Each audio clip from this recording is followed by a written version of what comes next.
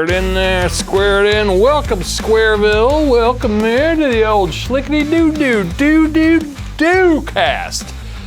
Episode 112. I'm Aaron Forsyth. I got my buddy Mike Anderson coming out of the dressing room in a little bit here. He's just got to pretty himself up.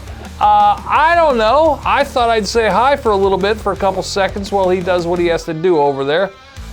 You never know what you're going to get today. We might have an update on last week's episode. We also, we're sweating it out. Let's see how. See, Mike had to go powder his nose because he was sweating, so let's see what he's doing over there. All right, come on in. Let's go. All right, freshen things up, powder things down, camp them off, use the air dryer. Okay, so if you're in the public restroom, you go and you wash your hands, and you got the choice. You got the air blower, and you got the paper towels. Which are you doing? I go paper towels. Yeah. Well, I go paper towels just to get it all off. And if I can't flick it off, I'll do that. Woo! I'll just do a quickie. I don't mind the air hand dryers. They've got some pretty good ones these days. Yeah, especially if there's the Dyson ones that, they're pretty good. The Dyson ones are pretty snaz. I was surprised to see when I was over in England a number of years ago, in the public bathrooms at the train stations and that sort of stuff, Dysons. Oh yeah. And they're pretty good, those air blades. Yeah. Because you can kind of just pull your hands out and it just pulls all the water down to the tips. And they're not warm, they're like a cool air too. Yeah, it's just really blasting the air. Yeah. It's like blowing it off you. It's not drying it. Like my ordeal at the Korean restaurant when I was like, okay, I had to wash my face and wipe it all off. I was like, my face is all covered in water, and I'm like, how do I get this thing going? Woo! Oh, that's all they had? Yeah. Oh shit. So I had to hold my hand in there so it starts, and then hold my face under it, trying to dry off my face. But I was like, yeah. Because at least the old white ones on the wall had the thing that you can spin that up. Yeah, you can even dry your hair with that thing. And the old ones. Yeah. These newfangled ones, no way, man. Yeah. Oh my god. All right, so it's a hot heat wave out there. It's a heat wave over most of the country at this point. Yeah, I saw the map. The whole air bubble's going. It's funny, it's from Arizona on through. The girlfriend's in Chicago right now. They're having it over there. It's humid as a sumbitch in Chicago right now. We're over here on the north, all through the Dakotas, Minnesota, Michigan, all that shit. Minnesota. Yeah, so it is all hot. the way down into Texas. Yeah. Yeah, it's really hot and humid, just stagnant air, just sort of sitting on top of us at the moment. Yeah, just kind of weirdly vortexing. Which, more evidence that I believe the poles are shifting, and thus with it, our jet streams are changing. Ooh, what does max velocity say about it? They just look at the maps, which I like. I like that they just show the maps. Who's they? I thought you said he. Well, it's max velocity, but he has other people working for him. There we go. He had a massive expansion this year. Oh, did he? Oh, he expanded his team. Yes. I was trying to trick you into saying max velocity. Yeah. We don't talk about the weather without you going, yeah, I was checking out max velocity, dude. Well, that's the only thing I can get the information from. Other than that, what do? You watch the local guy on the news talking about gonna be a wet one in McCain, and then the local Yokos are schleps. Yeah, they have no zip zang zim. The Nationals got nothing going on. Honestly, I was checking out the max velocity this week, because just to see how long this heat's gonna last. Remember last summer, this heat dome like this just sat on us for a month or so? It did, but I remember it being September when it was kind of clammy. Yeah. It wasn't clammy in July. We're at the 4th of July here, guys. Yeah. So. But also, it's been super mild up till now. Yeah, which is weird. Super mild summer, which I've been enjoying the hell out of.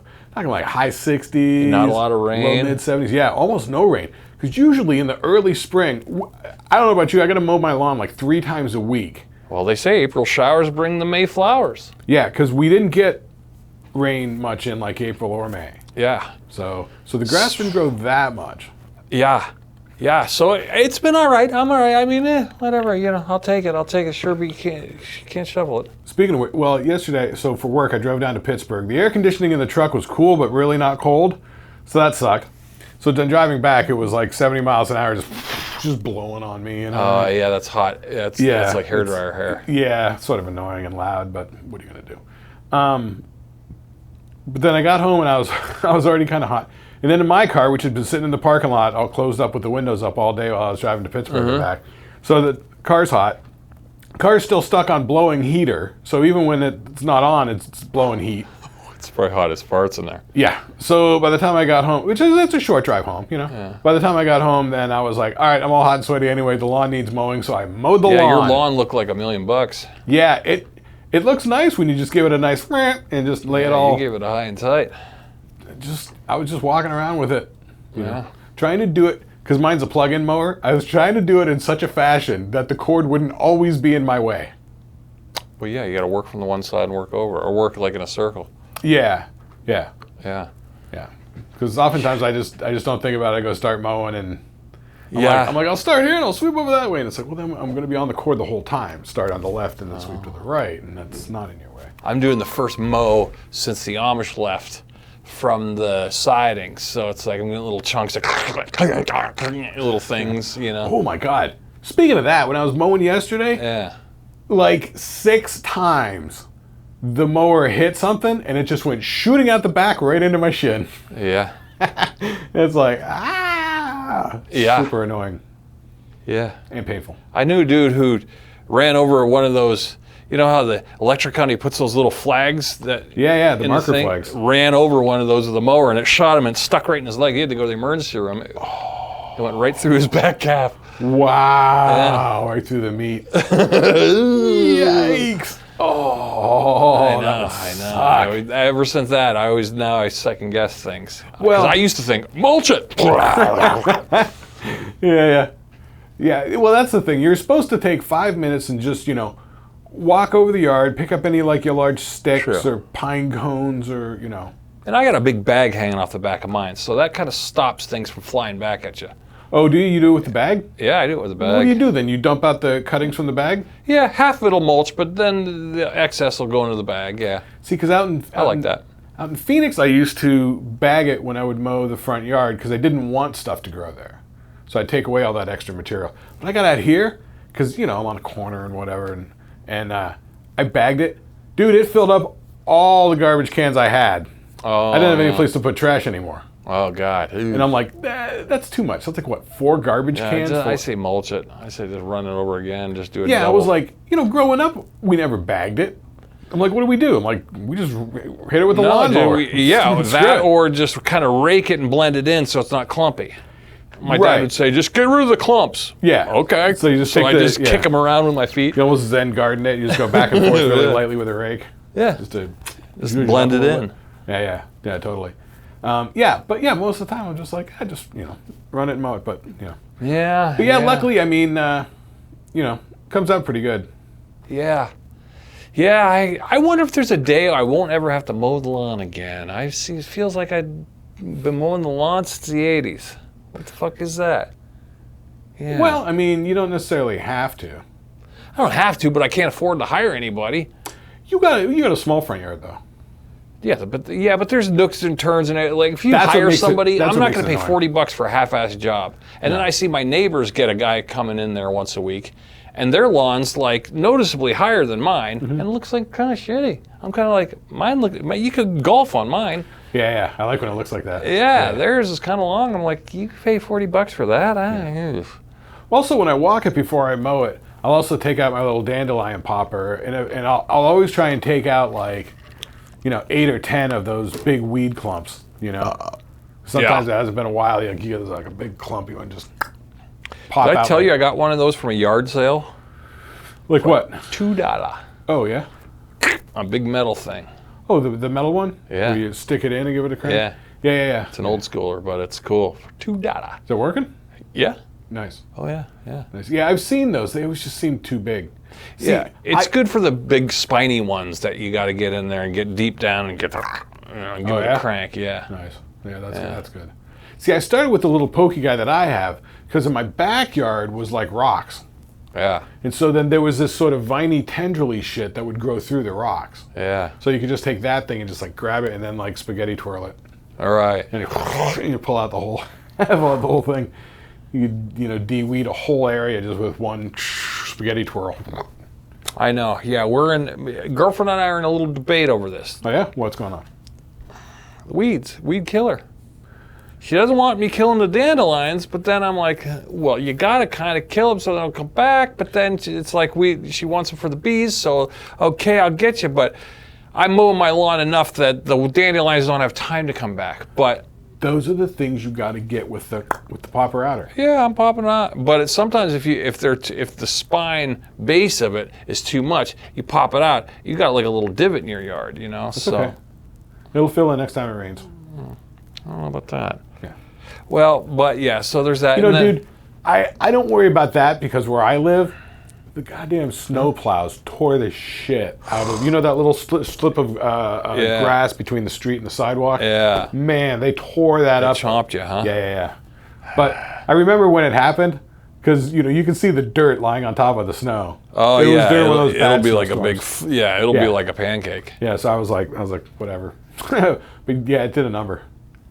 Yeah, it chopped up all the dirt and everything. So first couple times I hit it with the mower, it was like, and like throwing dirt. Yeah. So.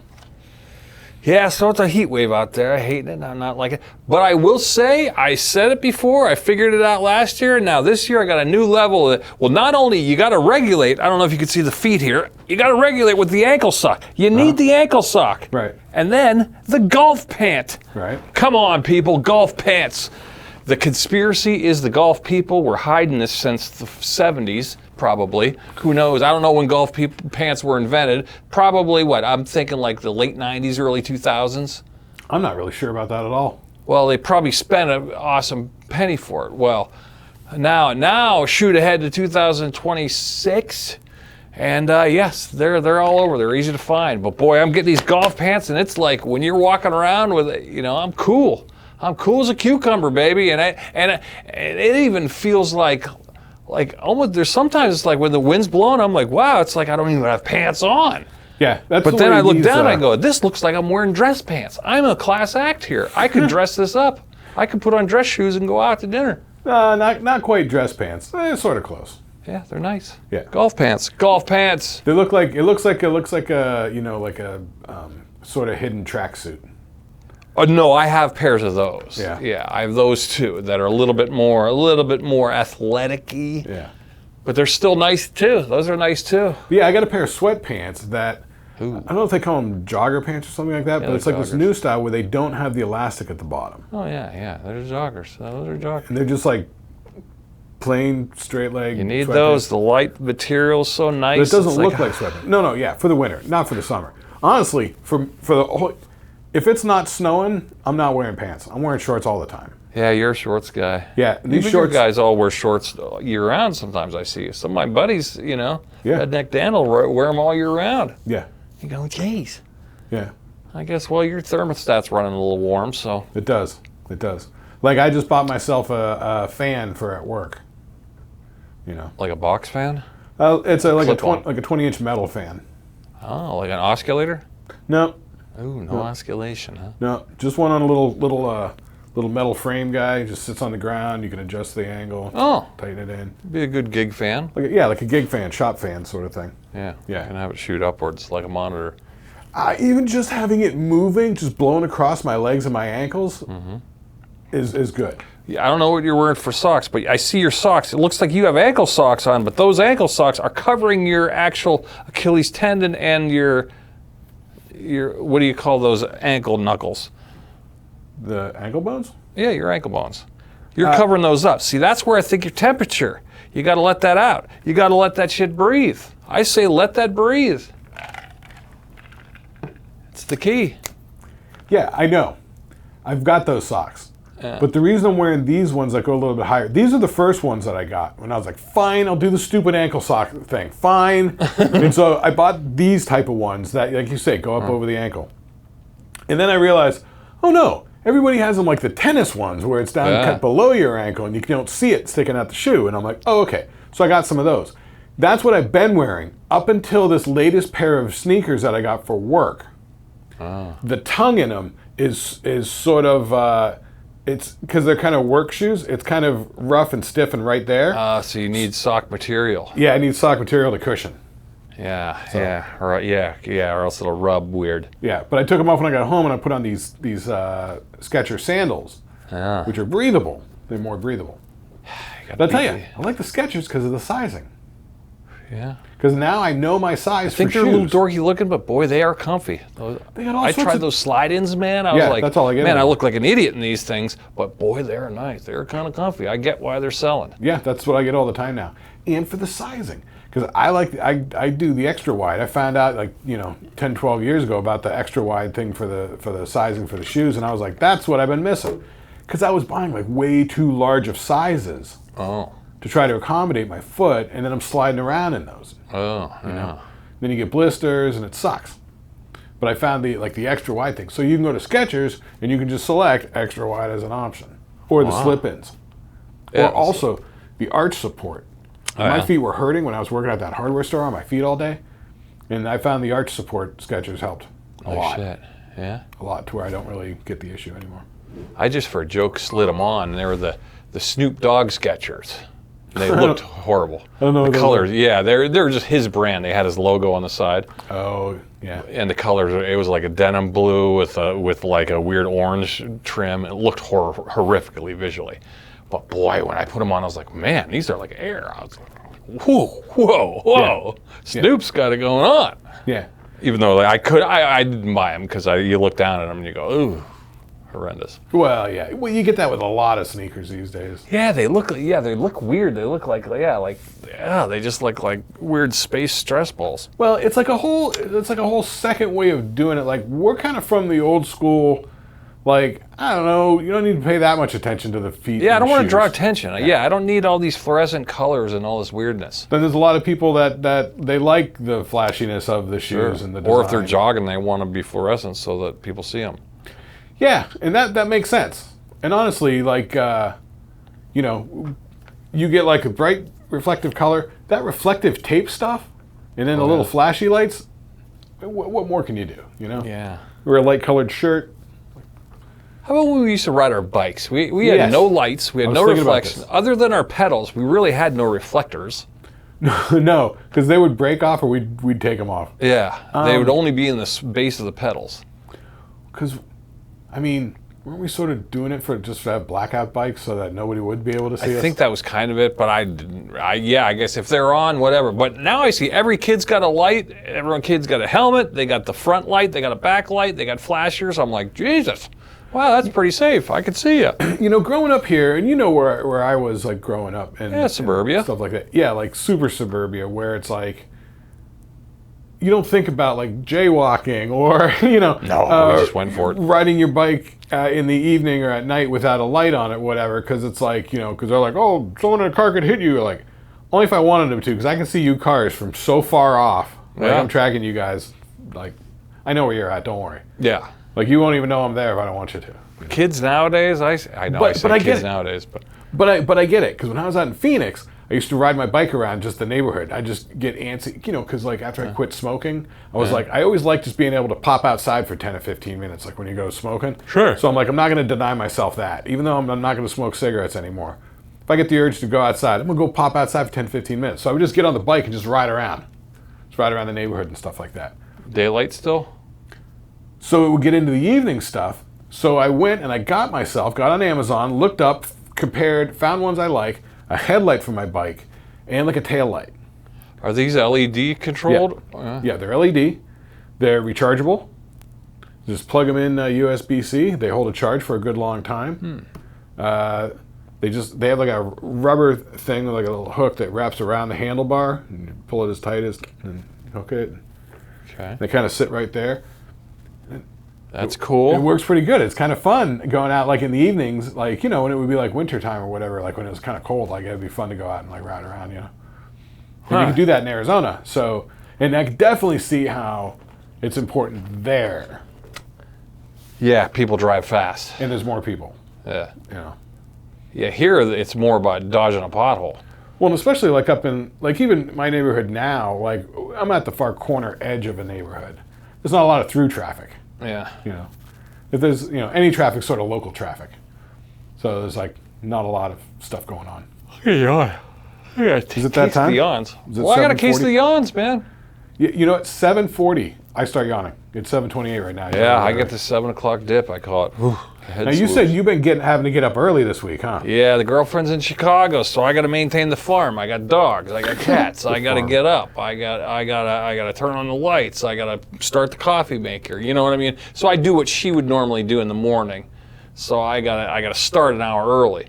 Yeah, my girlfriend gets up like an hour and a half before me. Yeah, which I like that she does that. I appreciate that big time. But now when it's my turn, it's like, ooh, okay, well now it's throwing a wrench in everything, and now I got to go to bed or a half hour early. You know what I mean? I just got to think about it. So it's more of a think about it thing as opposed to just going about my schedule. Yeah, your normal yeah, now I think like, oh, it's extra responsibility, which isn't a big deal. It's fine. It's all easy shit. It's just when you got 10 extra moves you got to do for a half hour, you got to do them all in sequence to keep the dogs, and you want to keep them, we try to keep them onto a system. Yeah. So you do that, it's like children. You got to keep them onto a system. So pile those 10 extra chores, not a big deal, but it's just enough to where it's like I'm thinking about it. And then I'm going to bed and I'm thinking about it, and then I'm not sleeping very good. And then you add the heat on top of it. It's like, yeah, I got air conditioning and a fan, but it's fucking still hot. It's still well, yeah, like you said, your bedroom second floor, so yeah, it's second floor, and then you got dogs laying on you and cats. I got the whole farm laying on me. Yeah, we always used to say cats are good for like 5 degrees. Yeah. So yeah, picture 2 cats and 2 dogs. Yeah.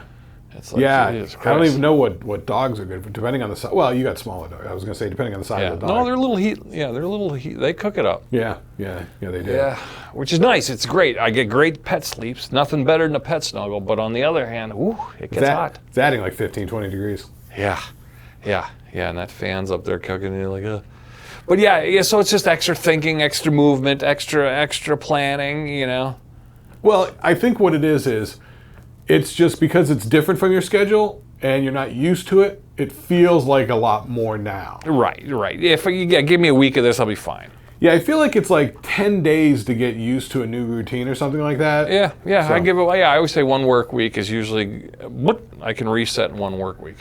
Yeah. I think that's probably the most of the thing that it is. Yeah, she's going to be back in any day now, so it's fine. I feel like you're just obsessing over it because you're trying hard not to drop the ball. Like when the girlfriend's out, there's no like backup. That's true. There's no one to call. Yeah. And then you mix that with no one to call, but then you go, I kind of stress because when she's gone, I kind of I'm thinking to myself, ooh, I could maybe I'll pull the guitar out. Ooh, maybe I'll clean that thing. Maybe I'll paint that cabinet. I start daydreaming about things I want to get done, little heroic things to make me win an award or I can really get ahead. Yeah, but no, I'm just staying on schedule. And the fact I'm staying on schedule is making me like, I'm not doing anything extra. I wanted to add some heroics to this whole trip, but I'm not doing it. So what do you end up doing? Just like handling business and then just sitting down like watching TV? Yep. Yeah. We had to watch that movie. Well, last night I had to watch that movie for Shlicketty Review. Wait, something happened on your phone. So anywho, a little technical difficulties. Yeah, Aaron's high-tech camera. Yeah, I didn't delete last week's episodes, so it's shipping a bottle. Yeah, you say you're coming on 2nd year of the phone now. 2nd year of the phone. See, shit builds up in your phone. And like the other day, they're like, hey, you got to reboot your phone there, Charlie. And they send you a little thing. Wait, who said that? Well, they send you a little text thing going. Did they? Yeah. It's like, please restart your phone for system updates. Do you want to dismiss or do it? And then you go, let me look at this. And you look at it and go, 3.1 gigabytes? Jesus Christ, shipping a bottle here. You're sending me down, you're putting a dead carcass on my front porch here, Yeah, but just think it's probably going to delete 5 gigs of whatever. Will it? Previously, I don't know. I'd like to think the old versions are gone. Right. Or they just become part of the matrix. Are they in there? Is it like soup that boils away? I don't know, you're in Windows world, In Apple world, there's a lot more sort of cleanup stuff happening.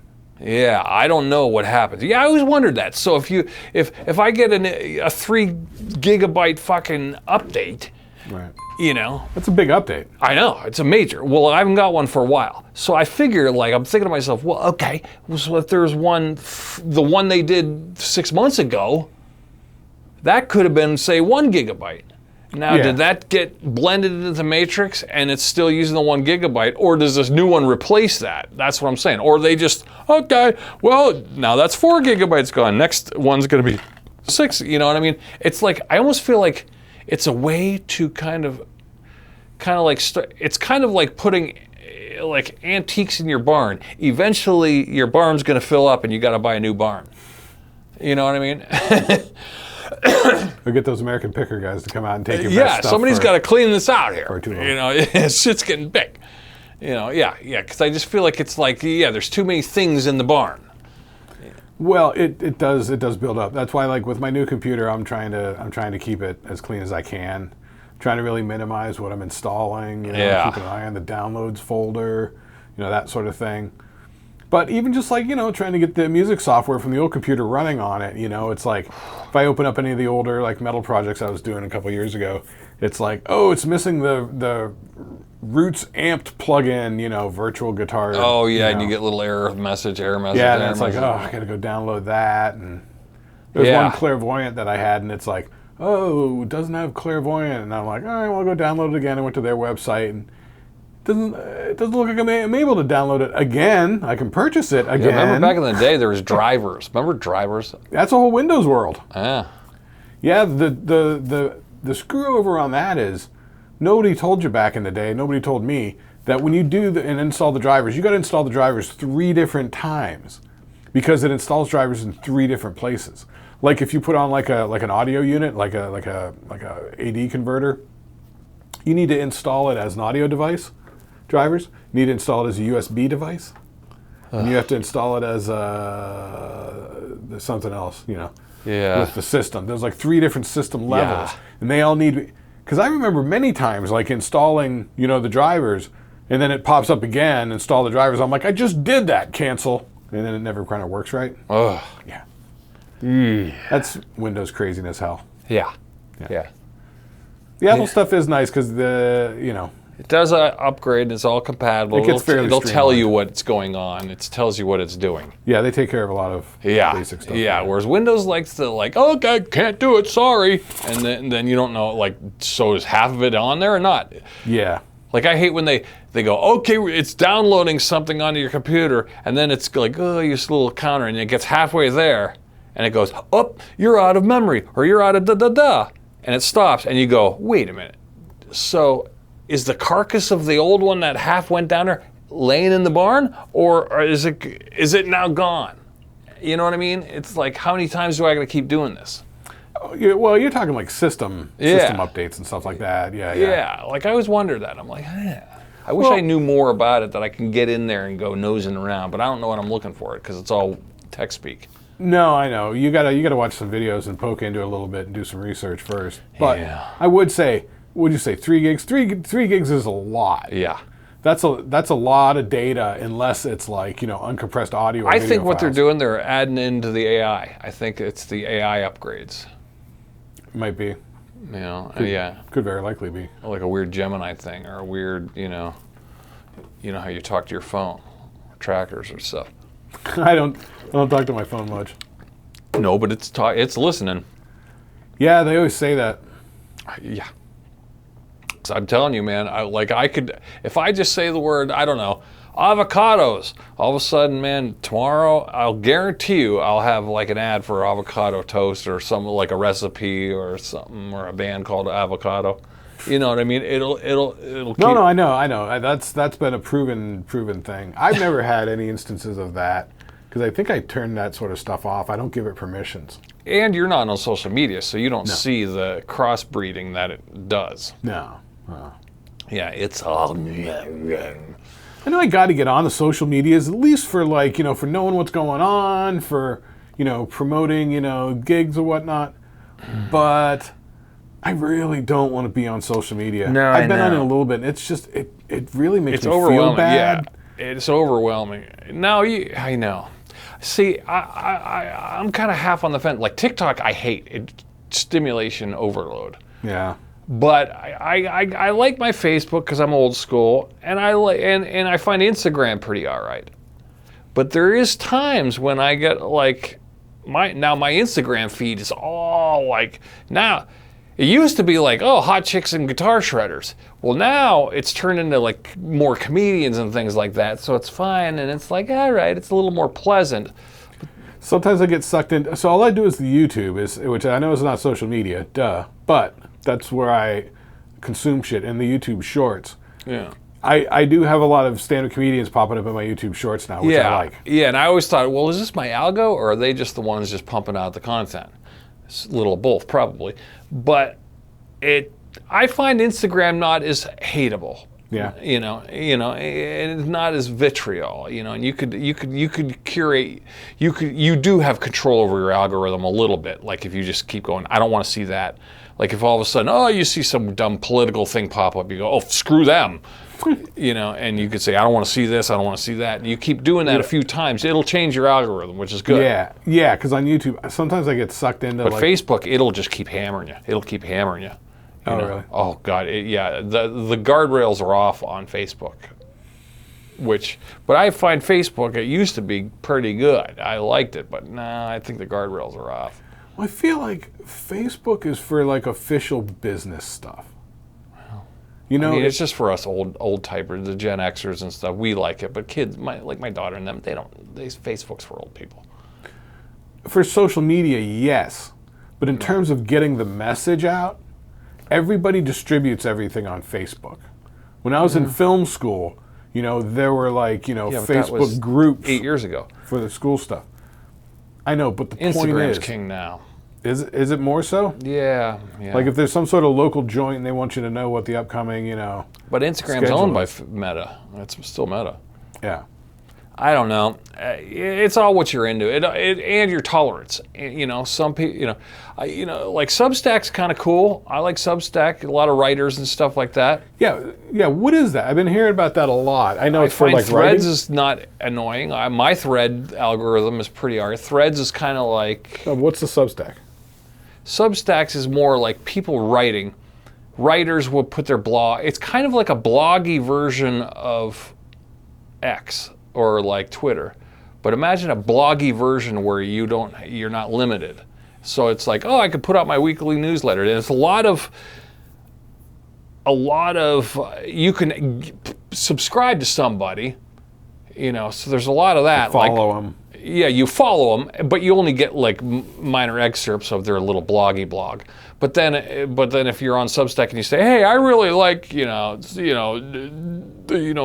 Franklin so and so. Well, Franklin so and so's also got his. You want to pay, you get the extended version. But so there's a lot of that. So it's like a Patreon for writers. Yeah, it has a little of everything, but it doesn't. Definitely paywall. Yeah, there's definitely a paywall happening, but the feed isn't annoying. Everyone's kind of respectful there. It feels more collegiate at the moment, or at least my algo is. It feels a little more collegiate. It's not quite as vitriolish. So is that like a separate app, or is that just a website? Or Yeah, it's a separate app. App? Yeah. So you download Substack, Substack. All that, yeah. So you'd probably handle it there, but you're not really plugged into any kind of finger on the pulse of pop culture. No. Maybe in Writerland you are. I am to a degree with a lot of the movie stuff and stuff like that. Yeah. Like I'm excited. I saw new Robert Eggers. You know him. He did The Witch, and then he did Vampire Nosferatu. Yeah, right. Now he's doing a Wolfman. Right. Yeah. Now I'm sure he's got his own Substack. I'll bet you he's got a Substack. Oh, yeah.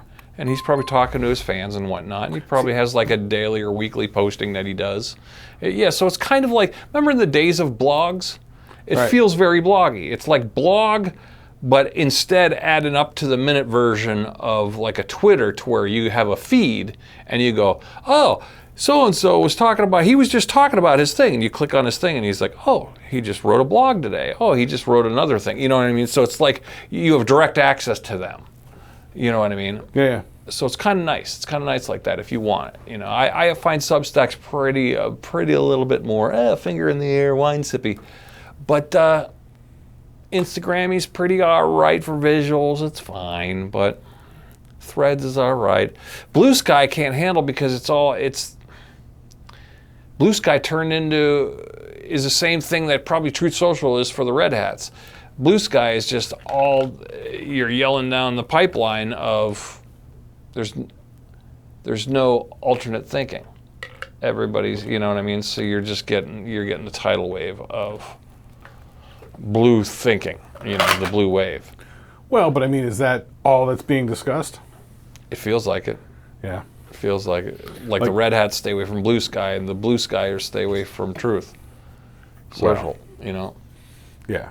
Whereas somewhere like Threads, you get a mixture of the two. Facebook, you get a mixture of the two. Sure, it's annoying, but it does make a more interesting algorithm. It makes a more interesting thing. But when you have an echo chamber of all the same voice, there is a level of, well, this stinks. You know what I mean? You want cats with dogs. You don't want all dogs. You know what I mean? I wouldn't mind if it was matching my sensibilities on things. Yeah, that's why Threads is like that. But I just don't want to get hit over the head with it. I don't want everything to be about that. Yeah. I don't want it all to be about flag waving. I'm this, and this is what defines us. So this is what we're talking about. You'll get that. You just gotta, when you find something that's a little too hot in the hot tub, you just go, I don't want to see this. Hide this, get rid of that. Like shockingly, I do enjoy the animal videos on the stupid YouTube shorts. Sure. Yeah. Who doesn't? Did you look at that Merv the cat? No. Oh. Yeah, what is this Merv the cat you sent me today? It's just, I came across it on shorts. They have these like funny animal videos, they'll have like dogs giving you attitude, Sure. And people are like, I'm not giving you a snack, you're fat. The dog's like, what? And like those sort of things. yeah, they're easy sells. So I come across this one, it looks like a long-haired Siamese cat. Okay. And I don't know where these people live, they live in an apartment. This Siamese cat almost talks. Wow. And so they're like subtitling it and stuff like that. Wow. So like, it's just very interesting and entertaining, and it really does sound like the cat is talking. That's cool. Nothing wrong with that. The cat has a whole way of doing things. Yeah, you can never go wrong. I like animal videos. I like cooking videos. There's a time when I got tired of like husbands scaring their wives, but in the big scope of things, it's fun. Did you see the one where the husband's scaring their wife? Not even the husband. Jump scares and things. But it was just guys scaring girls and then they pee their pants.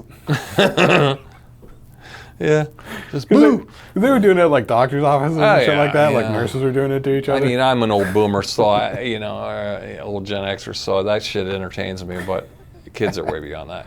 It's fairly funny. Yeah. So it is what it is. Social media. You're off it, so I feel like you're not you almost gotta. I think the key would be like, I should have social media, but I only check it once a day. Yeah. Like you should have like. Yeah, just for business purposes and stuff. A 15-minute window on just a scroll, or just do it while you're doing. Because I was doing Instagram back when we were doing the game show play that I wrote, but even then, I wasn't on it much. I wasn't following anybody. I wasn't looking at anything. I would just like go on there, post like, we just did the show. Hey, here's some photos from the show. And yeah, but if you don't have any friends and followers, next time I pick it up, it's pimping the stuff out. You're just yelling into the void. Then, if you have no followers, if you have 16 followers, what's the point of that? Yeah. You got to have 10,000. Yeah, that ultimately ends up being the whole big problem with the whole thing is that I don't have any audience coalesced into anything. Right. So what you got to do is just massively add people that you like. Like, oh, okay, I like it. You add like, 50 of your favorite comedians, and then find their 50 friends each, and you got to go in there and you got to start adding people, and then all of a sudden your algorithm is going to fill up, but then you're going to see a lot of annoying shit. That's when you got to go, okay, that's filling up, but I got to get rid of that person. I got to get rid of that, but then you got to start giving it a haircut. Yeah. So it's going to take a month or two to curate your algo. Yeah, I used to do that with Pandora back in the day with playlists. Sure, I can see that. I've got curated Pandora playlists that are right on the money. Here's what I was going to talk to you about that. Okay, so we'll change the subject real quick. Okay, remember how we were talking a few months back? Let's go back. Let's find an artist, start from their early stuff and work on up. An artist, a music artist. You were talking about this in terms of music. Jack Black was talking about doing this. Yeah, he gave me the idea. That so I did it with like Cars. I did it with a few others. things that I was like, I should know more about this. You know. Let me ask you this: when you're at work, do you like put on music on the headphones and listen to music while you work? No, I just put it on the computer because I got a pretty good playback with I got a sub on the floor and 2 speakers that sound pretty good. Oh, okay, so you don't even have to put on headphones. No, I don't do headphones. No, I don't like shit in my ears. You just rock it out. Yeah, just rock it out, old school, raw dog it. That's cool. Do you get loud with it? I can, not super loud, but loud enough to hear everything. You know, I don't want to have to question what's going on, but no, it's fine. It's fine. Yeah, I mean, it's at a 3, 4. You know, it's loud enough to where if you walked in the room, I got to pause it. Yeah. But it's not. Then they're not hearing it upstairs. No.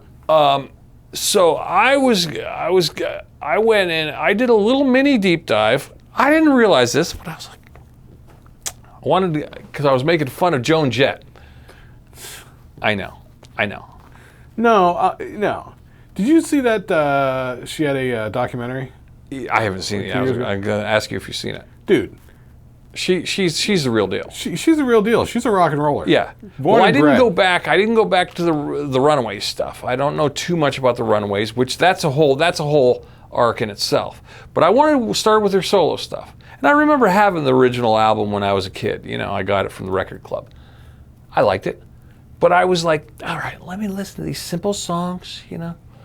But then if you start doing the math and you start listening to some of the B-sides, you go, oh, I remember that song. Oh, I remember that song. That was a hit. That was a hit. And you start seeing our hits. And you go, holy shit. Joan Jett had like fucking 15 hits that were bone. I mean, any band would have loved the site. I mean, forget I Love Rock and Roll or even her remake of Crimson and Clover. We're talking like Light of Day and all these other songs, you know, Bad Reputation, things like that. Light of Day was from the movie. Yeah, which that actually is not a bad song at all. Didn't Springsteen write that one? I think Springsteen wrote that. Yeah? Yeah. But there's a lot of hits on it. I can't even think of anything offhand because I'm a little excited about it. And a lot of them are overplayed because classic rock radio, of course, ruined it. Honestly, I gotta say, I'd have a hard time naming more than 3 Joan Jett songs, and you've already named 2 of them. Yeah. Well, pull it up just real quick. Just pull up Joan Jett and the Blackhearts, and then see the top 10 songs, and you'll go, oh, every one of those is like, oh, I've heard that, oh, I heard that, I forgot about that one. See if it pops in my head. Yeah. Yeah, and I was kind of like, wow. And she's the atypical, like, it's funny, when I made the band of Rebel Souls, it's like I subconsciously was thinking of that. Like, I like the leather jacket, I like the guitar slung low. Oh, here we go. I like Marshalls. Well, the number 1 of the top 10 Joan Jett songs is Cherry Bomb, Runaways. Oh, right. Bad Reputation. All right. I Love Rock and Roll. Okay. I Love Playing with Fire. I don't know that one. I don't know that. Dead End Justice. Yeah. I don't know that. I Hate Myself for Loving You. Yeah, that was a big hit. Is that hers? Yeah. Did she write that? I think so. That's a pretty good song. Real simple. You Don't Know What You've Got. You probably know it if you heard it. Fake Friends. I had to go to the web page now. That's all they gave me was 8. Do You Want to Touch Me? Yeah, that was big. Remember, Do You Want to Touch Me? Yep, I remember that one. Activity Girl. Yeah, and Fake Friends. Yeah. Yeah, it's funny. You go, man, she's rock and roll. She's the real deal. Now she's kind of old now, but she's no. But that together. documentary is good, man. Dude, she's a rock and roller. She's built for it. Like that's what she does. Yeah, she's cool. And she's good at it. Yeah, like and just writing those simple songs, just 3 chords, and just having a little bit of snarl and a little bit of attitude. And I like the leather. I like the guitar slung low. That's rock and roll. You know, I was like Joan Jett and the Blackhearts. The Blackhearts, the coolest name in the world. You know, I was like, all right, there we go. You know, why isn't there more bands like this now? You know? Yeah. I was like, well, there kind of are here and there. Sometimes I stumble across a couple, you know. Yeah. Like these weird bands with chicks and stuff like that. Sure. It's kind of like, sure. But yeah, you know, she was doing it back then. But she's made for it. Yeah. Check out that documentary. I don't know. I do. Is it a Netflixer? Or Amazon? I think it might be an Amazon Prime. Yeah. Yeah. Yeah, it's from like 2-3 years ago, maybe. Okay, fairly recent. Oh, yeah. Okay. Yeah. Yeah, because it's sort of like looking back on her career. And that hey, dumb question. Not that it matters any. Is she lesbian? No, she's married to this producer guy who's like older than her, like maybe 15, 20 years older than her. Wow. And he's been really keeping a tight control on her career. A lot of people in the documentary are kind of saying that could be why she never got more successful than she was because he doesn't let her take any chances or work with other people or try and grow. True. Yeah, and I always felt she always was the opening band. She's kind of like Cheap Trick, where they're always the opening band for everybody. Yeah. Everyone likes them. But I just thought, maybe that's smart marketing. So you don't have to worry about the flopping on the tour. You're just always the feature act. That is true. Like Cheap Trick is known for that. They never headline. They are always, unless they're doing a state fair, they're on other people's tours. You get to go out there, warm up the crowd that's all excited for a concert. Work for X amount of dollars, sell your merch, and then I'm out of here. It's your problem. And then you're done. You play your set. Yeah, let them worry about it. You go have drinks and like everything gets torn down real quick. Then you go have drinks and watch the headliner band. And I mean, Cheap Trick has opened for everyone from Rush and Triumph to Roy to Roy Orbison to Stone Temple Pilots to they've gone every direction you can think of. And they're definitely a plus on a show. Like if you're like, oh, I'm going to see Richard Marx and Cheap Trick. Yeah. You're like, okay, I'm power in. up. Yeah. Like I don't know if I go see Richard Marx, but I wouldn't be enthused. But I'd go, okay, that's cool. Yeah. But yeah, you add Cheap Trick to the bill. Okay. Yeah. We're getting fat here. It's gonna be a good show. Fattening up the bill. They're definitely a plus. Yeah. Joan Jett's getting that too. She's if you were to say Joan Jett's on the bill, you go, oh, okay. I'd be okay with that because I'd be like, you know what? I think she's got a very low percentage of ballads. I'm not big on ballads. Right. Yes. That's what I'm saying. Yeah. It's like if I was going to a metal show, they're like opening up is AC/DC. I'm like, okay. Yeah. Or the Cult. The Cult doesn't have a lot of ballads. Cult's great. Yeah. They're another one who's like the opener. Remember who else never had ballads that we always enjoyed? Bullet Boys. That's no true. Ballads on the Bullet Boys albums. That's pretty good. You're right. I never thought about that. The closest they got was Do Me Raw, because that was like slower groove. Yeah, the no ballads thing is nice. Yeah, rock and roll should be rock and roll. I like that. Yeah, there were a lot of ballads back in the day. Well, yeah, it was MTV did that. Which so segueing from how because man, it got to be like every band that would come out, they come out with a rockin' song, and then the second song they release was always a power ballad. Yes. Like, oh, whiny little yeah, bands. and they'd always strategically put it third on the CDs, like on the track listing. It'd be third. Yeah, there'd be a hellacious intro song, the big song from the video, and then we're going to slow it down with a ballad here. Yeah. This is a couple skate for you young lovers out there. Yeah, so it'd be the three banger of, you want to get to know this band? Listen to the first three songs. Let's get sad. Yeah. It's like, all right. You guys are a party in a box. Yeah, so there you go. Like I said, I'm going to recommend, like, for an old backtrack, and you're recommending the doc, Joan Jett and the Blackhearts, guys. I'm telling you, it's not bad. Just stop with the old, I've heard, I want to, I love rock and roll 1,000 times over. Yeah. Even if you just listen to it and you go, you know what, I'm going to listen to this song, and you go, wow, this is super simple, but effective. This is actually a pretty good song, If you watch her play, like she's playing good guitar, singing at the same time, like she's good. She's good. She's good at doing it. She's cool. But you know who's like, what feels like way better that I like way more? The whole Pat Benatar thing.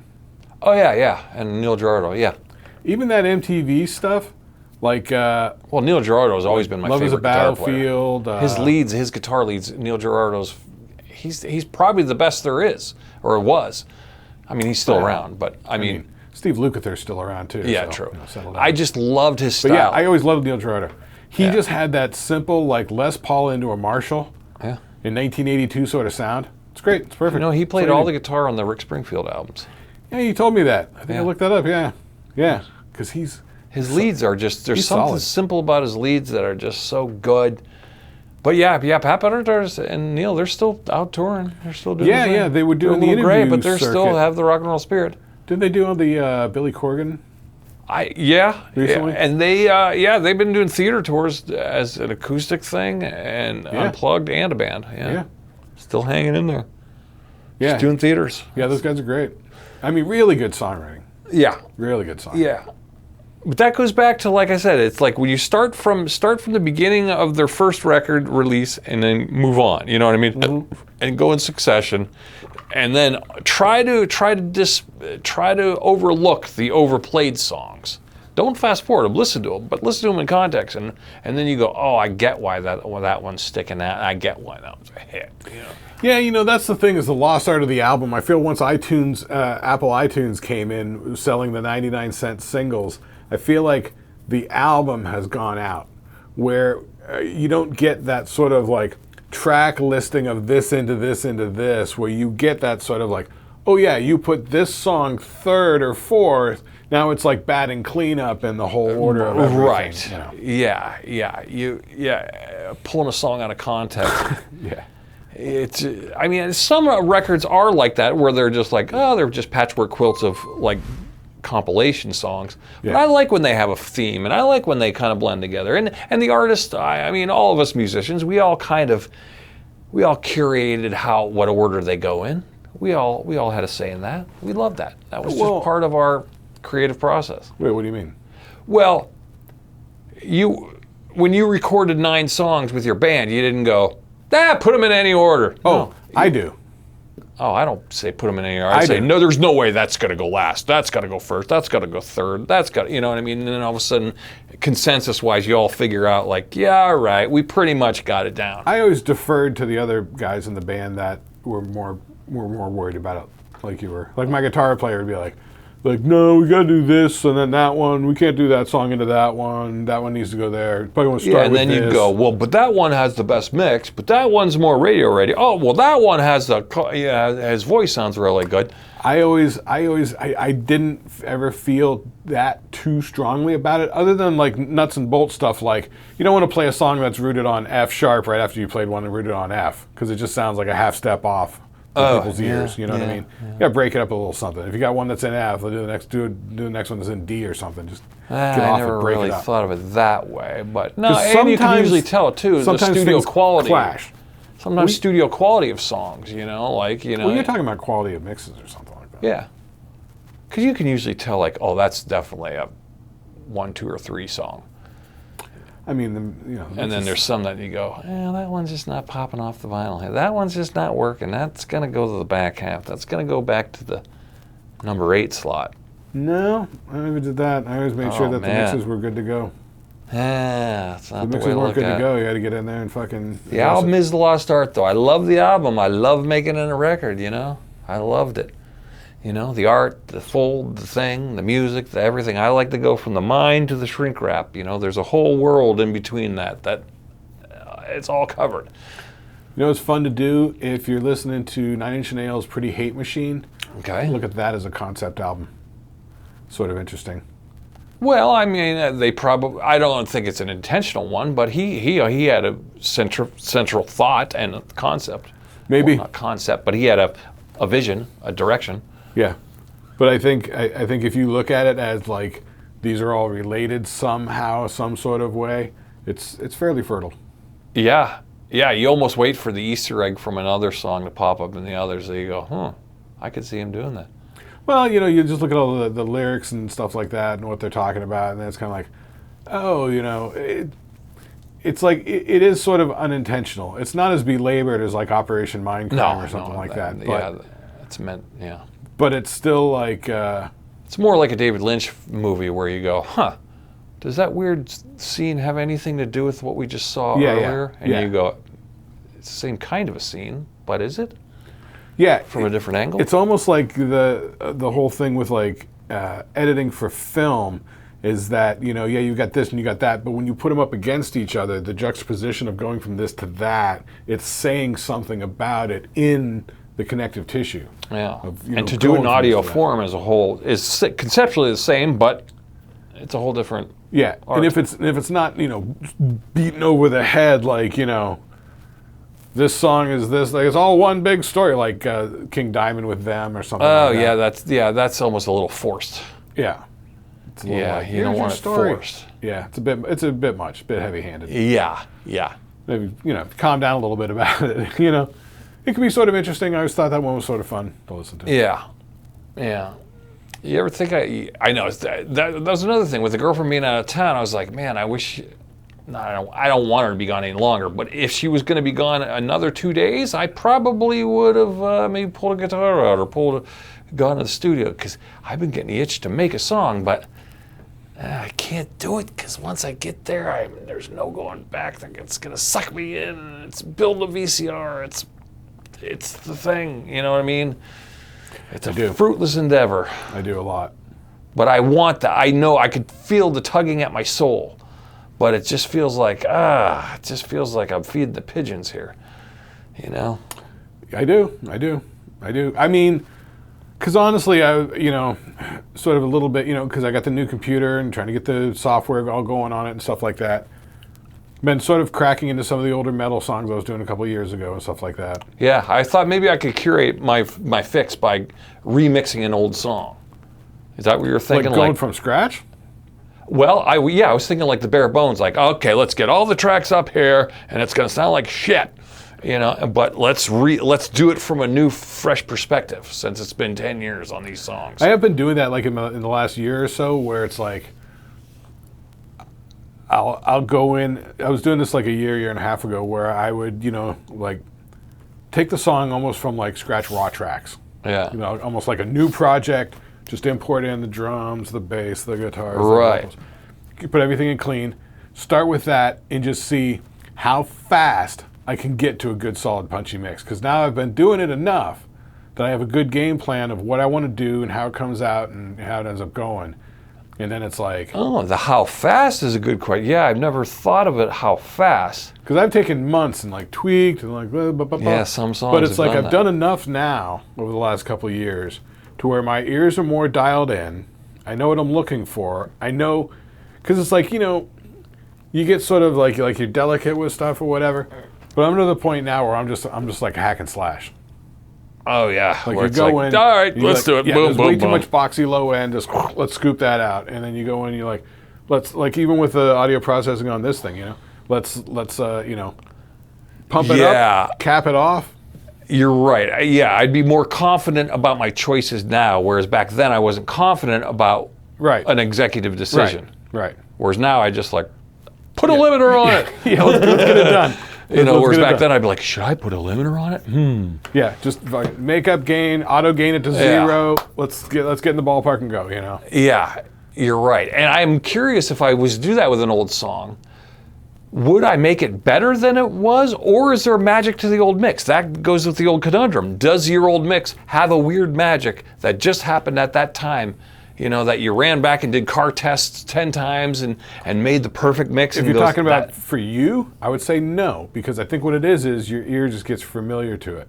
That's what I was thinking. I think I was just super familiar with it, and I was balls deep in it, and I did every track possible on it. So therefore, that's the thing. I couldn't be objective. Yeah. That's it. But now I'm way off it. Yes. But then what's the point? Do I just mix it, or do I go, ooh, that guitar tone kind of blows on that left guitar. Should I redo that? And then there's where I start going, I'm going to start redoing guitar, and then next thing you know, I'm balls deep in it. I've been there too. I've definitely been there with guitar tone. Right. I mean, I've literally got on my final mixes of songs. Remember I said I was like opening up like an older song, and it's like, oh, we're missing this guitar software. I'm not even using that in the mix. Those tracks are muted. I'm not even using those tracks. Right. Those are like second run through guitar tracks where I'm like, it doesn't sound right. I think I'd have to limit. I'd have to give myself limit conditions, and then one of those conditions would be like, you can take away tracks, but you can't add. Also, to that point, I was going to say, because honestly, if I was going from raw tracks, start from that. This is the last I'll say. We'll move on from this. If I was starting from raw tracks doing a quick mix, interestingly enough, there's less stuff that I would add to it than there is stuff that I would take away. Yes, I would definitely way simplify. More stuff to take away. Because I think that's the thing, is you'll find that you'll look at your old mix. If you go in and you take raw tracks and you slap it together into a quick mix and make it sound good, go. Give yourself like an hour, 2 hours or something like that. Then you go and listen to the old one. I feel like this one will be definitely cleaner. Yeah, cleaner and less cluttered. Yes. Yeah, and there's just more space, and you can hear, because that's the whole thing, is you got to get rid of that whole boxy mid that just taints everything. Yeah. Unless you're recording in an actual sound-treated studio. There's a lot of boxy drywall mids and stuff like that. That, and I used to fill in little cracks because for whatever lack of playing I could do. I was like, oh no, that guitar thing sounds terrible. I'm going to put a over top of that little part. You didn't need the, you know what I mean? But sometimes that works, man. Sometimes it does. Sometimes it's magic. Sometimes it's like I'm just putting Band-Aids over this. I've had shit works where it like makes the whole song sound like it comes alive just because going that's it. Just going back and forth between two chords. And all of a sudden it's making the whole song like push and pull in interesting ways. Because it's kind of clashing with what's there. But then I think like, well, this sounds like there's clearly 3 guitar things happening at the same time. You know? Depending on how you orchestrate parts. And I go, I don't need all that. It should just be 1 or 2. I mean, you can have. I'm like, oh, left, right, left, right, you can left, have chordy or bar chord rhythm, and then you've got arpeggiated. We're getting in the weeds on the chords, and then a melody. You easily have 3. Yeah, that's true. All right, sorry. Yeah, we're audio heads. So we're old metal music makers. We're audio heads. So sometimes we'll fall in that lane, but we haven't talked about that kind of shit in a while. No. But if you want to write something, let me know if you want to get. Writing. I have ideas. I'm just like, I don't know if I want. But I want to remix some of my older songs. You know, because I can never. One thing that changes over the course of decades or a decade, snare tones. Remember when thin piccolo snares were the rage in the 90s, and then all of a sudden everyone's getting these fat, they sound like vinyl couch hits. Yeah. And now they're back to wooden snare, you know, like drum, you know, everything's kind of like changing again. So I go, all right, the drum tones aren't really great. I could probably re-trigger these. But I know. I'm thinking more of a remix, just with fresh ears. That's the thing. That's what I'm saying. If you do that and you start with the raw tracks, I think you're going to end up finding.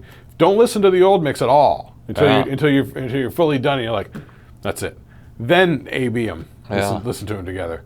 And I guarantee you'll be like, man, my old mix was muddy and unclear. Or no, I'll think everything was peaked. I used to peak shit, you know. That's the problem here. Like I'm looking at a little waveforms. Like over modulation where you can sort of hear it. Where I'd bring it right up to it's right up to the ceiling, and it's like Jesus Christ. Depending on how good the compressor is and shit. Yeah, which you know, an audiophile would be like, if you got that on a Spectrum analyzer, they'd be like, Jesus, Aaron, what the hell are you doing? So I would pull back, loosen everything up, and simplify. Here's the thing, because my girlfriend's always like, oh, all of our stuff ends up sounding like, you know, much quieter than everything else. And I'm like, because I only bounced out the mixes ready for mastering. Yeah. So like we put out an album. She had some people that she was working with. She's like, oh, they're going to master it. So we sent all the shit over for them to master. Yeah, but that you they wouldn't didn't do have a goddamn thing. Oh, they did nothing. If you did even just basic mastering, just a multi-presser and a leveler, you know, like a limiter, it would have came up, you know, 4 or 5 dBs. Nothing at all, no change. I'm like, they didn't do a goddamn thing. They did nothing. Yeah. They didn't do anything to any of the 10 songs on the album. And so she's always like, oh, our stuff's always so quiet. And I'm like, that's because I mixed it to like between -6 and -3 is where you want to be for mastering. Because you get so scared that we're going to peak it, you know. And well, when I sent the first album off to this guy in New Zealand for mastering, he says, give me where the peak, the output bus is between -6 and -3. You got to leave headroom. You can't smush it. If you smush it, it's going to sound like shit. Yeah, I smushed it. I know I have a peak problem. But that's just because I wanted to jump off the tray, man. I wanted to jump out of the deck, but that's not my job. But that's mastering. That's all mastering. Well, not really. I mean, it is in the mix because you got to leave that dynamic range. Mm-hmm. You know. A lot of work. So I got fresh ears. I don't know. I could probably do it, you know. But I don't know, man. It's like going back to the water. It's like going back to Vietnam. I don't want to go back to. I have PTSD, man. I can't get on. I can't go back to Saigon. I know. I feel like that sometimes, sometimes about playing music. Yeah, I know. Like approaching it, like it's like, oh man, back down the rabbit hole, back down the well. Yeah. But I've been playing with the girlfriend, you know, a little bit more lately and whatever, because she wanted to do like a solstice concert, 'cause we just had the solstice or whatever. All right. The equinox or whatever it is. The equinox, I guess. Did you end up doing that? Yeah, we did it. Live stream on Sunday. Oh, I didn't know. Yeah, we did it. Because I said to her, like, let's do it early in the morning. So we did like 10 or 11 a.m. Did a live stream for an hour or whatever. Cool, and we had the whole rest of the day afterwards. She's like, yeah, that was good. We did it, got out of the way. You know. Like a gig. Yeah. Rather than having it be at like 5 p.m. in the middle of the day and you got to hang out all day and sort of be like, oh, is it time to do the thing yet? Not yet. You know, just sort of hanging out in limbo. Like brunch time was a good time to just, you know, do that. But, you know, once I get back into playing the stuff, because with her, like, we've learned all these songs, like 3 or 4 sets of songs that we do, and so we know all the stuff. So it's mostly in my head. So I always look at it as like pop quiz hot shot.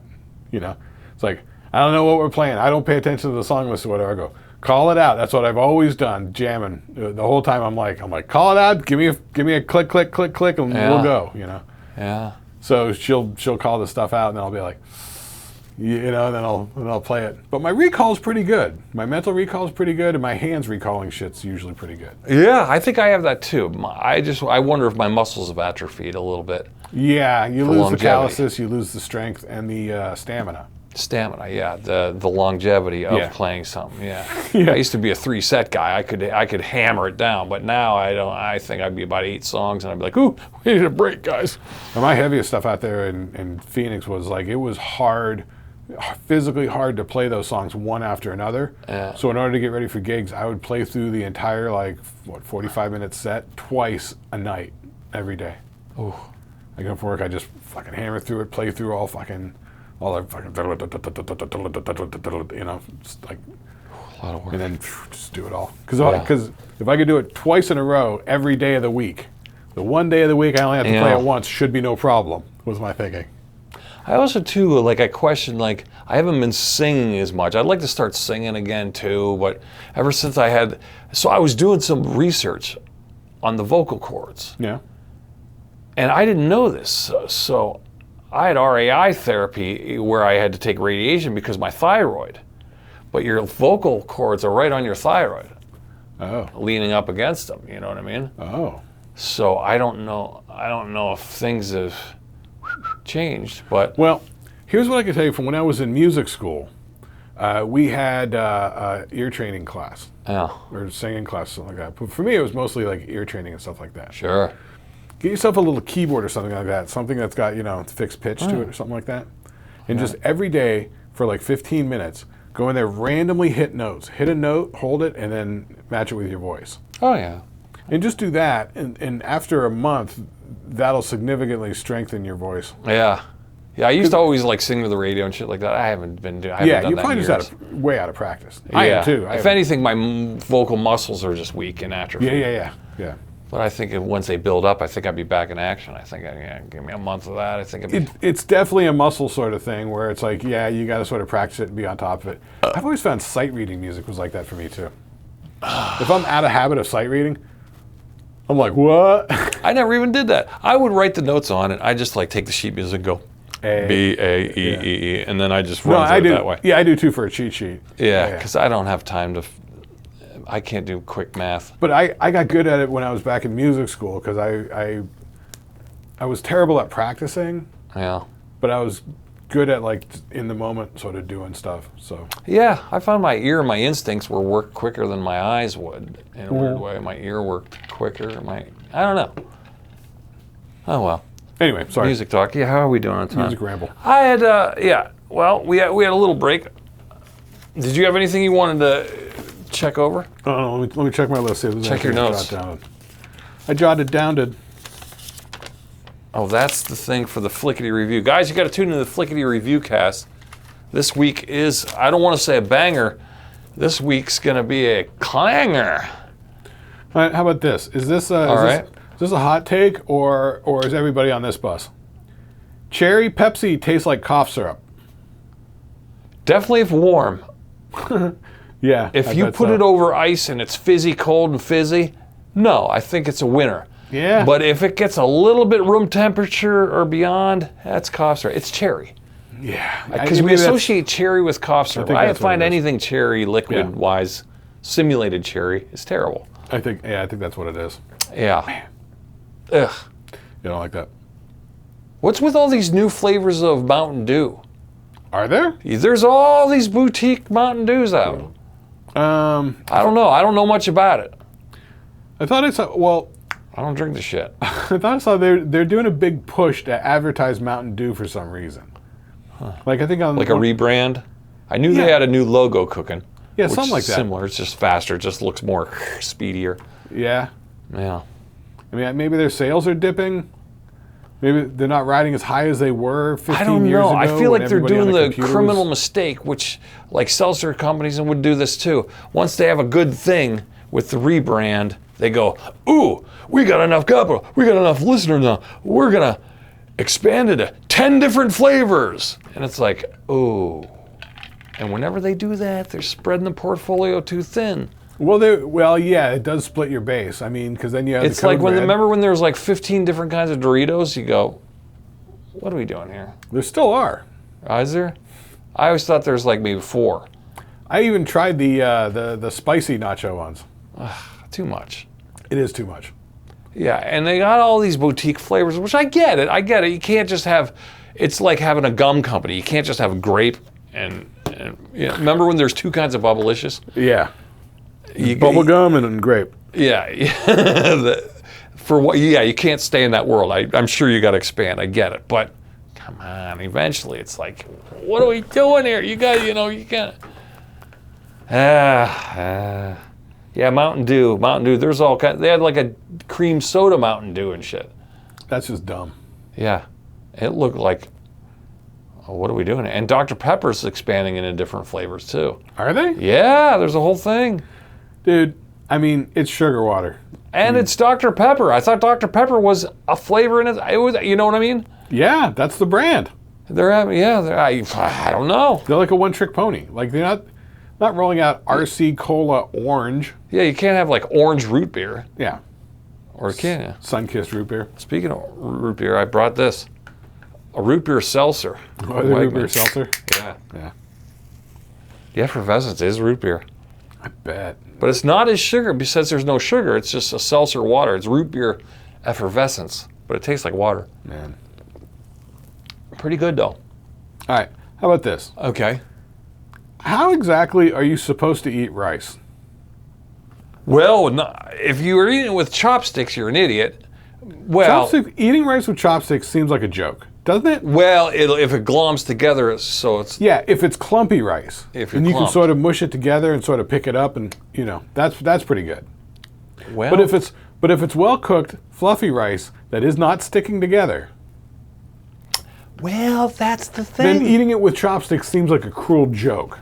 It does, but you're supposed to... It's like, here, you're starving. Here's a big bowl of rice and 2 sticks to try and eat it with. Go.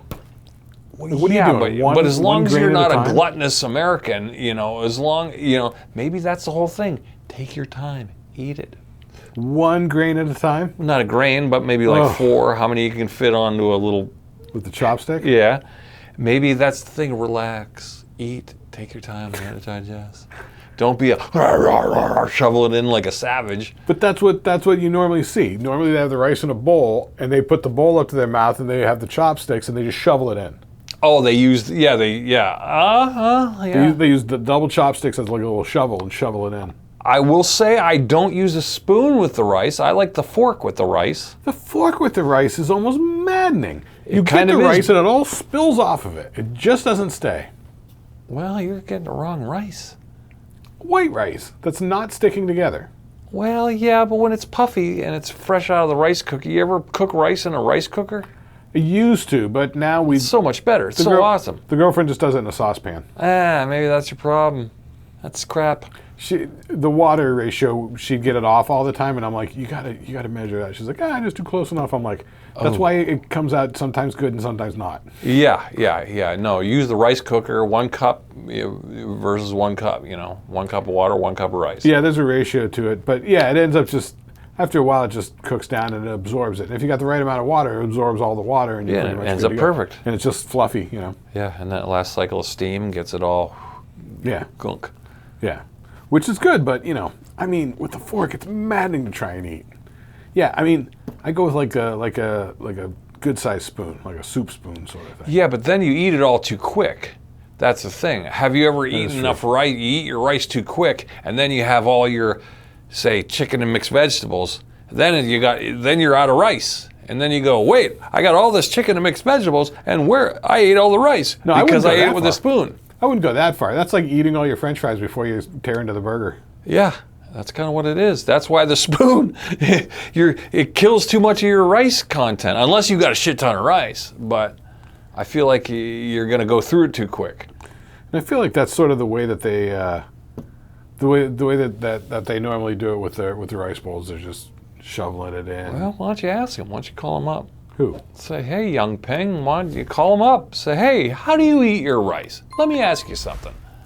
I just remember seeing like Jackie Chan movies where he's like, you know. Jackie Chan movies. Yeah. Our context of Asian folk are Jackie Chan movies. Well, he was also talking about in his book as well, growing up, like he was like always hungry in that Chinese Opera Academy, and you know, for them like a big bowl of fluffy white rice was like a treat, you know, they would just powder it down. And, man, I'm telling you, a good puffy bowl of rice, though, is so good. It's almost like cream of wheat. It's so yum. Yeah. That smell and flavor is, it's yum, yeah, yum. especially when you're really hungry. I love it. Yeah. And you get the salt level perfect. Yeah, it's all good. But still, it's annoying to eat. Chopsticks is like a joke. Yeah, the chopsticks I wouldn't do. I like the fork. Yeah. I go fork. Yeah, I'm not going to do spoon because it eats it too quick. But I do see the obvious implications of using the spoon. Sure, it's the most functional thing. But it is satisfying. I used to get like sweet and sour chicken. You just get some sweet and sour chicken. Then a big thing of rice. You know, let's pound some Chinese. Yeah, it's a good thing. All right. So check out that movie The Bride as well. That's on Netflix. Yeah, it's a reimagining. Not really. Maggie Gyllenhaal wrote it? It's not a reimagining. Yeah, I think her and somebody else wrote it. I just saw the trailer and I was like, ugh. It's really interesting. It's a new concept. It's a new idea. It's a whole new story sort of thing. It's sort of following along in the footsteps of, the typical Frankenstein, but it's a. I felt like it was like a Romeo and Juliet kind of thing mixed with them. It didn't actually end up playing out that much in the movie. Yeah. You know, it wasn't so much like, yeah, Christian Bale's in it, but it's not like he takes over or anything. Yeah, he is good. Yeah. Yeah, he's one of those guys you forget you're watching him. At first you go, Christian Bale, oh, really? But then you watch him and you go, oh, that was pretty good. Oh, wow. You know what? It's one of those because he's playing the monster. Yeah. You know, and so he's looking for the bride. You know, yeah. The whole thing. Which that was half the whole story in the original Frankenstein, which they did in the Guillermo del Toro one from earlier this year, last year, which was really good. That was good. But they always seem to drop that whole thing. Like everybody thinks Frankenstein's going, ah. In the book, he actually like learned to read. Yeah, he read a ton of books. Half the thing was reading and Yeah. learning somehow because he taught him to read, and so once he did that, he started getting the knowledge. Yeah, the old guy. Yeah, the old guy that he ended up accidentally killing or whatever, or got blamed for killing or whatever. All right. Yeah. Do we talk about like distinctive voices? In what context? Like a voiceover, or are we just talking like somebody with a distinctive voice, like actors?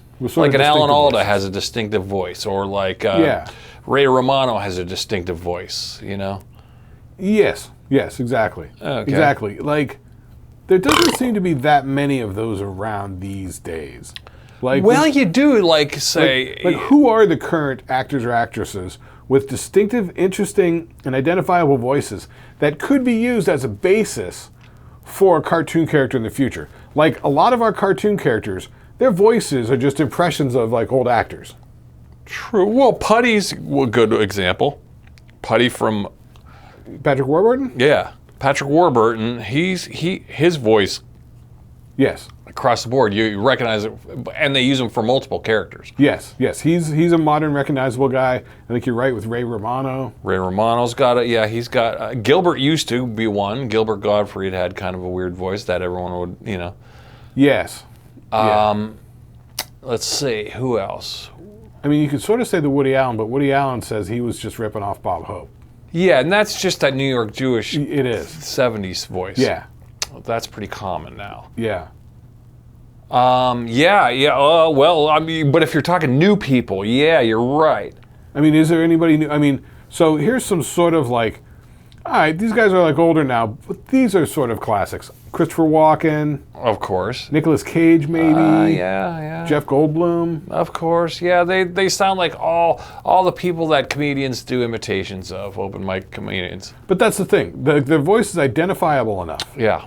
That you know who they are just from, That's true. like an impersonation or it being used as like a character voice or something like that. Sure.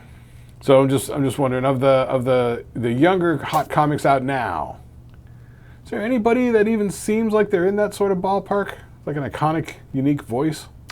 Well, you never know. You never know what's going to end up. Like you say, somebody like a Mark Norman has a weird voice that you know it right away when you hear him.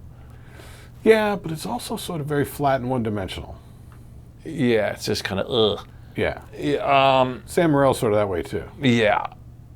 But yeah, it's hard to say. I mean, if you're thinking, think about like actors and actresses. And yeah, stuff I'm like that. trying to think of that. Yeah, because like somebody like Zendaya, she doesn't. Her voice is pretty normal. I was thinking of her, or even the Tom Holland. Her husband there. Yeah, he's got a cool accent. Yeah, they're great and everything, but it's not like it's not Patrick Warburton. Right, it's not like Ray Romano. Or, Yeah. or even Fran Drescher for that matter. Sure. She's got a neat, identifiable voice. Right. Judy Tenuta. Nobody knows who that is but us. Google her. Like Emo Phillips and Judy Tenuta. Yeah. Oh, back in the days.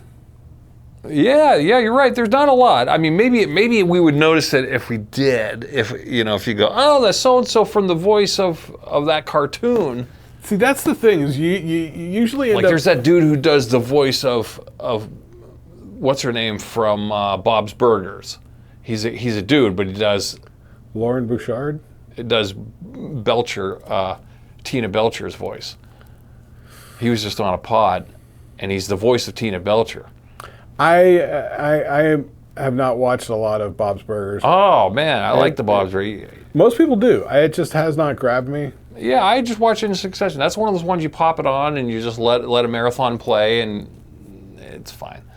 Man, that's how I was with It's Always Sunny in Philadelphia. I was Yeah. always like, meh. And I tried just catching an episode here or there, and it didn't make any sense. But then I went back and watched it from the beginning. I'm like, oh, I get it. Yeah. These people are terrible. Yeah, well, all the characters on Bob's Burgers all have wacky voices, and their voices are like that in real time. Well, yeah. I mean, isn't one of them Kristen Shaw? Isn't she? Yeah, Mm-hmm. yeah. And then like some of those. Yeah, Kristen Shaw may be one with a real unique, Sure. identifiable voice. Yeah, Amy Poehler's got a pretty unique voice. I could pick her up, or like who's the Parks and Rec guy with the mustache? What's his name? Ron Swanson. Ron Swanson. Nick Offerman. And Nick Offerman, right? He's got a pretty distinct voice. He's got a thing. Yeah, he does. He definitely does. Or like for back in the day, like Sam Elliott. Sure. Oh yeah, that's a good Did you one. hear Sam Elliott recently admitted that he was the original voice of Smokey the Bear? Smokey the Bear. Remember when we were growing up, he'd go, "Only you could be run for it." That was Sam Elliott. No, really? Yeah, he admitted that recently. Huh. 'Cause he's getting old now. I thought it would be like the old Marlboro Man guy. No, Sam Elliott. He's like I never really told people, but that was me. Why wouldn't you tell people? That'd be a great one to brag about. It wasn't really cool back in the late 70s, early 80s, I suppose. I guess. Or maybe he didn't get paid for it. Maybe it was just one of those. Yeah. Maybe he got scammed out of it. It's a PSA. He just did a random PSA because he needed a gig on a Saturday, Yeah. and then all of a sudden it's a thing. They got $500, and the next thing you know, it's like all across the country, and Smokey Bear, Smokey Bear. Yeah. It's like, what if you're the GPS lady's voice? Does she get paid for it? That was the thing a few years ago. Remember, some actors leased their voices or sold their voices to be used on like map applications and stuff. See, yeah. And like you said, with AI coming out and everything like that, anyone with a unique voice, man, is probably subject to, will the AI absorb it? Imagine if it somebody was entered like it. on your GPS was like Mini Driver, Right. talking you through it. Yeah. Or Gilbert Gottfried or Snoop Dogg. Now what you want to do here? Oh, turn left. Get at the left lane. You're passing it. Yeah, it was funny. The other day I was at a gig and I was going off. I was ranting. And when I was ranting, I thought to myself, like, I just had a Gilbert cadence. I have that when I get going off. I go, oh, so anyway, like I start, and I was like, man, another 20 years, I'm going to sound like Gilbert. Do you ever do the thing where you start making things more slower and more deliberate? Like, if you're going to take your time on the thing. Then then you're channeling like Lewis Black. Yeah. He does frustrated and staccato really good, Yeah. He makes me tense just listening to him talk. I listened to one of the podcasts a couple of weeks ago, and He's fun. They were all having a crack at doing a Sebastian Maniscalco. Oh yeah. Yeah, Sebastian's one. Okay, there's a voice right there. Now I don't, he's got a pretty known voice. Him and that is it Pete Coriolis? Yeah. He lives up the road from us here. Those two have a podcast together. If you're not looking at it, you can't tell who's talking. Oh, I can. Can you? Oh yeah. Oh my God. Well, because I know Pete Coriolis' voice, because I used to listen to him back in the day. Before I was even a comic, I knew Pete Coriolis. Because he used to open for Brewer all the time, Jim Brewer. Oh yeah. Yeah, and he's kind of from that world, that year. But yeah, I knew Pete Coriolis' voice. But he's got that typical New Jersey voice. It's just that accent. It's like an Italian guy from New Jersey. Or Long Island-y sort of. Or Long Island, yeah, but not quite as mobstery. He was just more just like a plumber. Well, that's why it's Long Island. Yeah, it's that Long Island plumber voice. Yeah, because Long Island's just suburbs. Yeah. It's not like Queens. Right. Yeah. I'll have to get back to you then. Real quick, before we leave, the update. Did you hear anything from the phone catfish? Oh. All right. So my phone rings the other day. Okay. This is the update, guys. This is, when was this? Maybe Tuesday? Okay. Yeah, maybe Tuesday. Because yesterday I mowed the lawn. So Who called you back?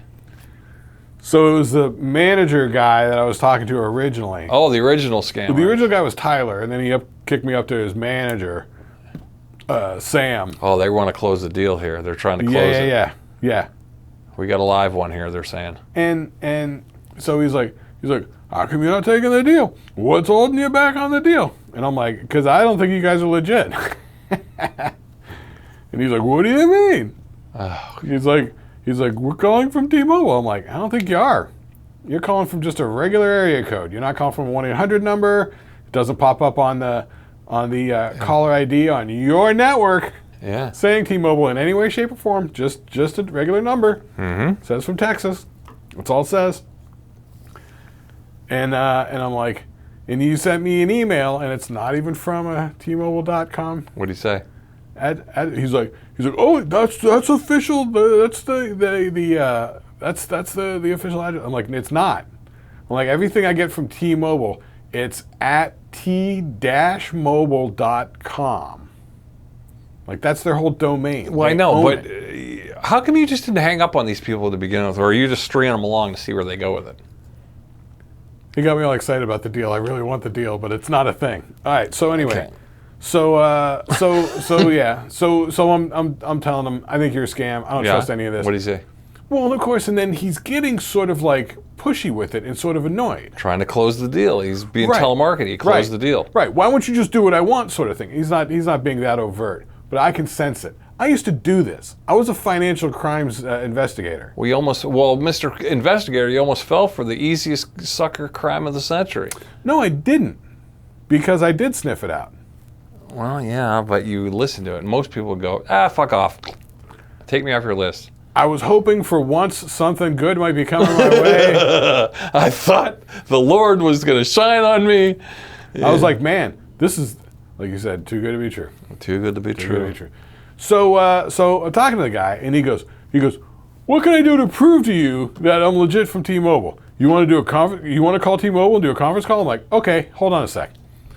But it was as I was walking into my house, so of course my coverage there at the house sucks, and the call dropped. But I still called T-Mobile anyway, and I get somebody on the phone over there. And I go, I called you guys last week about this stuff. They said, give me 24 hours to look into it and I'll give you a call back. And I said to the lady, I want to call back. I don't want some form email. Call me back. I'll call you back. Nobody's called me back. It's been several days. Now I got these people calling me again. Is this a legitimate thing? Oh, I don't know. Yeah, they said you wouldn't know because you're just in customer service. They say they're from the loyalty department. Do you have a loyalty department? Can I talk to the loyalty department? Oh, we can't transfer you directly to the loyalty department. So the loyalty department in reality is the retention department, which you get to when you say, I want to cancel my account with you. That's how you get over there to that. Because I called up and I told the robot that answered, loyalty department. I'll get somebody right with you to help you with that. And they transfer me to customer service. You know. So I'm telling this lady the whole issue. Okay. And then of course she's going, oh, I do see your line is eligible for an upgrade. I'm like, yes, I know. I'm not looking for an upgrade. These guys called me. Now, if you give me an upgrade, am I going to have to pay for it? Well, of course. Okay, see, that's the whole difference here. Oh, sweet Jesus. So the whole point was, you know, I'm like, these people were updating the PIN to access my account and sending me temporary PINs that were working. So either A, these guys are legit T-Mobile, or B, they're inside your systems. Yeah. One or the other. Escalate this. Send this up the chain. She's like, oh. She was poo-pooing me. I gave her the phone numbers. She's like, all right, let me try calling these numbers. I'm like, good. Do some investigating. Go ahead. She came back the one time. She had the number wrong. And then she said, oh, is that the number? Oh, wait, let me try. She comes back on. She's like, holy shit, this is a scam. This is creepy. They know who I am. I'm like, that's what I'm saying. She's like, I'm going to fill out an incident report. I'm like, you do that. So T-Mobile didn't know that the mouse is in the basement. I don't know what's going on. It's Sounds either like legit. the mouse is in the basement. These guys were sending me the text messages going like, here's your temporary login for the app, and it's coming through on the usual T-Mobile 456. They're good. Texting. So they're not your typical Nigerian prince. They're actually pretty good at what they're doing. Yeah, and because this girl at T-Mobile, she's like, oh, they're getting advanced these days. I'm like, I know. I was a financial crime specialist for like 8 years doing fraud and non-fraud cases. I know. But I'm telling you, these people are either legit, in which case I want my reduced bill for the next 2 years and 4 free new phones, or they're inside your systems. The call is coming from inside the house. I know. Trying to raise the alarm, but yeah. Anyway. All right. Well, that's a good update. That's pretty good. There you go. But the guy never called back again after you lost him.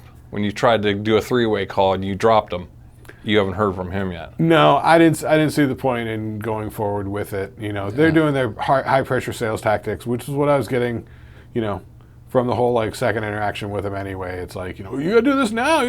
It's only available now. You gotta do it now. And I'm like, I'd almost like to get the guy's number. I'll call him and just be like, I got like 3 numbers for him. Yeah, I'd almost like to call them back with those 3 numbers. And if I could stay in improv mode, I could just be like, yeah, this is... yeah, but what if I'm from the FBI. But what if they take your number that you're calling in on and they pull it up in the system and now they know your address too?